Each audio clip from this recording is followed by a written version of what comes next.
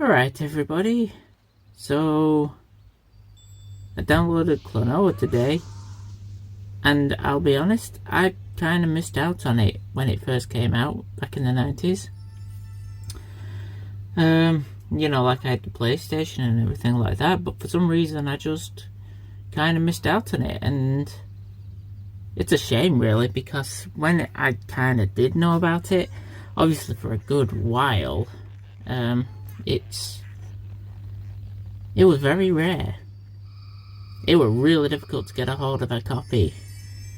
So naturally, when this HD, I suppose you could say HD remaster came out, I'm happy that it's out at the moment.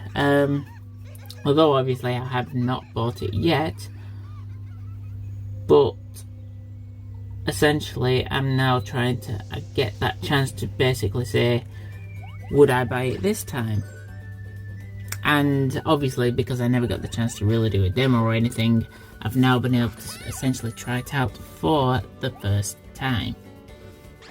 And when it came to loading it up, it obviously booted me into the menu, and I had the choice of either trying out Klonoa 1 or Klonoa 2. So naturally, I start out with Klonoa 2. Now obviously the demo itself, to play them both together, will probably take you roughly about half an hour. So in part 1, in the first game, you get the first 2 levels. And in the second game, I don't know if it's just like one level or if it's just part of one level. I'm not entirely sure when it came to the second one.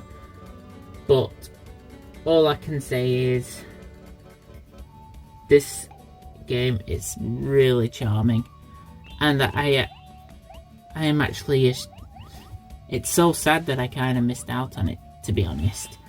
I mean, when I started playing it, you know, it instantly sort of like took me back to the 90s. Like, the music was so nostalgic to something that I obviously remember from the 90s, which obviously would make sense because it's from the 90s. So obviously I do not know if it's been remastered or anything like that. Like I said, I kind of missed out on it. I never really looked into it.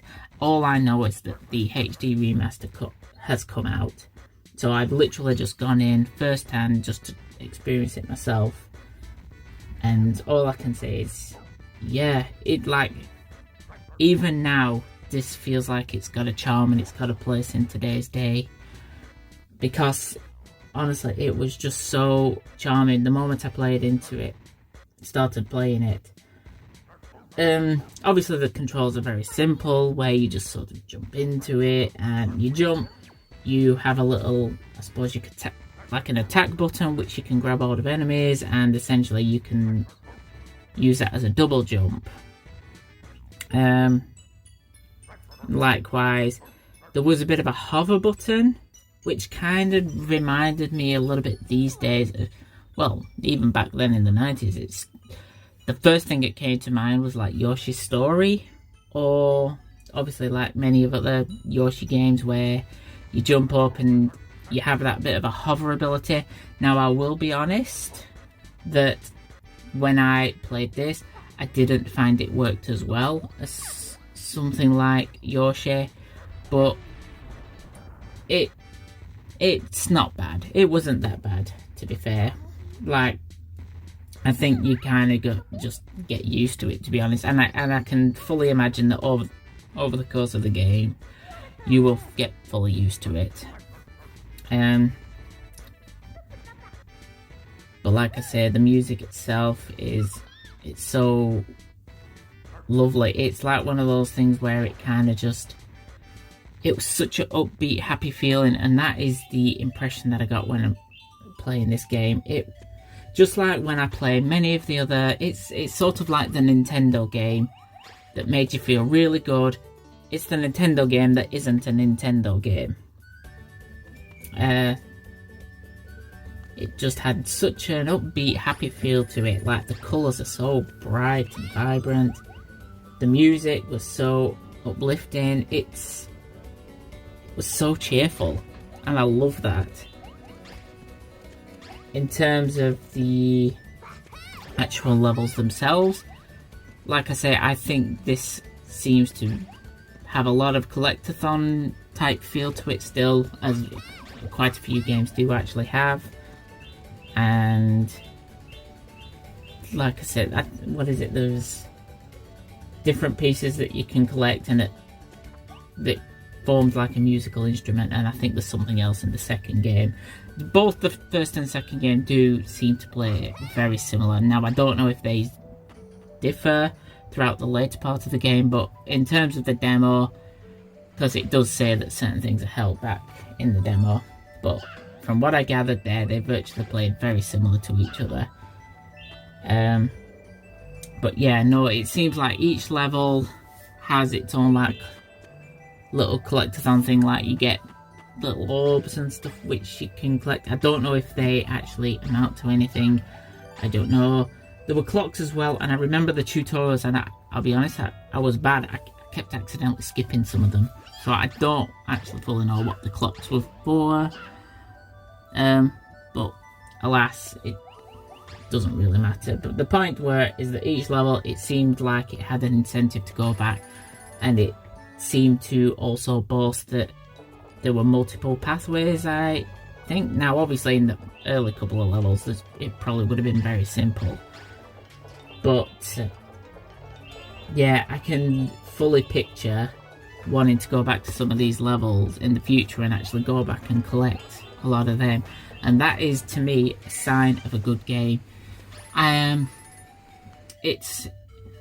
can only presume that it's one of those games that isn't going to be the longest of games. I don't expect them to be the longest of games. But, obviously, with both packages together, you know, like, I would say these days that's a very good deal, actually, to get both of those games. Because, obviously, once upon a time, we would have paid that price for just a single one. So, I'm going to say, if you're experiencing it for the first time there, yeah, it's a definite buy. I don't know if it came to, you played it back then, whether it'd be worthwhile going again. It probably would be, to be fair, because, quite frankly, I think it just brings it up to the modern generation, and, you know, it still looks like it's got a very good, vibrant, feel-good feel. And at the same time, I would say, like I say, there's an incentive to go back, and even though the longevity is probably not going to be the hugest, these type of games, I don't expect it. It's similar to like with all the Yoshi games and games like that. They're not designed to be the longest first time experience. It seems to be one of those type of games where they are designed purposely where you can go back and you can experience it again. And it does feel like one of those games where I probably would beat, and I would go back and I would essentially want to replay certain levels. You know, like I'll beat it, and then in, you know, like months or years to come, I'd want to play it again. So in terms of like, would I buy it right now? I would say, looking at the pricing of this, what is it, like £35 that I've seen, £36. To me, I would say that is a very good deal. I'll be honest, I would have no problem in actually buying that. I think even if they'd have just brought out both games separately at, say, like £20 each, making the whole total about £25, I think I'd probably have still bought them separately then. I think it's not a bad price for both of them, personally, because I do feel like it's one of those games that I'm going to want to replay and I'm going to want to go back to. And I think in this day and age, it's kind of nice to have one of those games in your collection where it does make you feel good. And the music will sort of stay with you and stuff like that. So, yeah. I mean, like I said, that's just my opinion. I don't know about you. How about you? Did the demo make you want to buy it? Did it make you not want to buy it? Do you like these type of games? Let me know what you think in the comments. And I'll see you on the next one. Laters.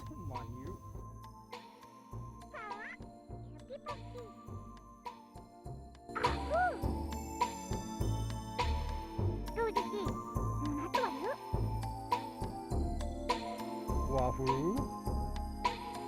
Manu Wafu, Manu Wafu, Wafu Mamura Gadi, Wamu.